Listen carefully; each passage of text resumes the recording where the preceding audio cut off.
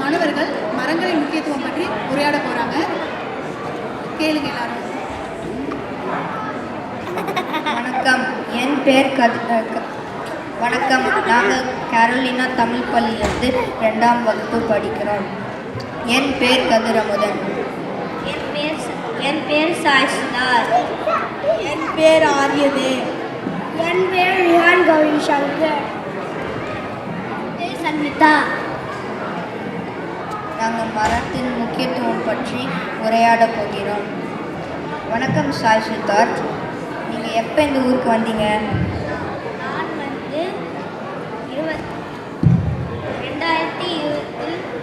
நான் 2016 வந்தேன். நான் வந்தப்போ நிறைய மரங்கள் இருந்துச்சு. இந்த ஊருக்கு வந்ததே இந்த அழகான மரங்கள் அமைதியான சூழ்நிலைக்காகத்தான். ஆனால் இப்போ எல்லாம் மாறி போச்சு. எவ்வளவு மரங்கள் இருந்துச்சு, அந்த இடமெல்லாம் இப்போ கட்டடங்கள்லாம் மாறி போச்சு. ஆமாம், மக்கள் நிறைய இந்த ஊருக்கு வந்துட்டாங்க. அப்போ அவங்க தங்க இடம் வேண்டும். அதுக்காக எல்லா மரங்களையும் வெட்டிட்டு வீட்டுகள் கட்டுறாங்க. இங்க கூட பரவாயில்லை, ஆனால் இந்தியாவை நினைச்சாதான் கவலையா இருக்கு. மரங்கள் குறையதுனால நமக்கு பருவநிலையும் நிறைய மாற்றங்கள் வருது. வெப்பம் அதிகமாகுது, மழை குறைகிறது, தேவையான நேரத்தில் மழை வருவதில்லை, திடீர்னு வெள்ளம் வர அளவுக்கு மழை பெய்யுது. நமக்கு வெப்பம் ரொம்ப அதிகமாக இருக்குது. தண்ணீருக்கும் ரொம்ப தட்டுப்பாடு இருக்கிறது.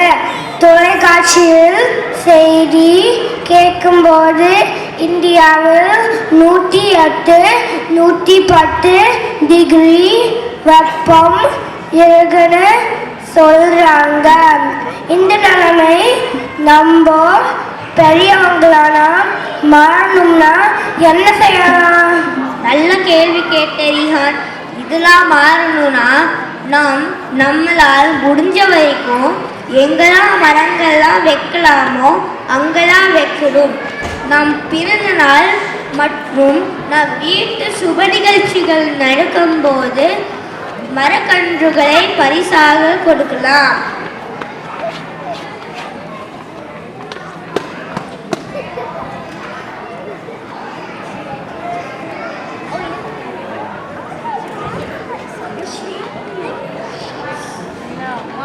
மரங்கள் தான் மழைக்கு ஆதாரம். அந்த காலத்தில் ஆறுகள், ஏரைகள், ஓடைகள் வச்சு மழை நீரை சேர்த்து வச்சாங்க.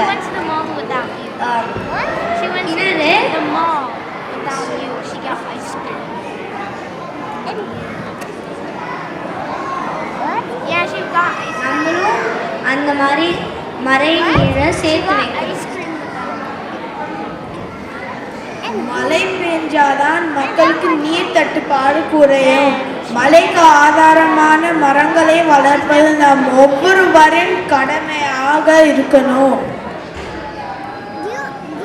ஆமா, மரங்கள் தான் பருவநிலை மாற்றத்துக்கும் முக்கிய காரணம். மரங்களை வளர்த்தால் மழையும் சரியான காலத்தில் பெய்யும், பூமி வெப்பமாகுதல் குறையும்.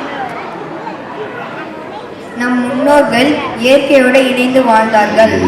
அதுபோல நம்ம இயற்கையை காத்து பூமியை வளமாக்குவோம். இதுவே நாம் நம் சந்ததிக்கு விட்டு சொல்லும் சொத்தாகும். நன்றி, வணக்கம்.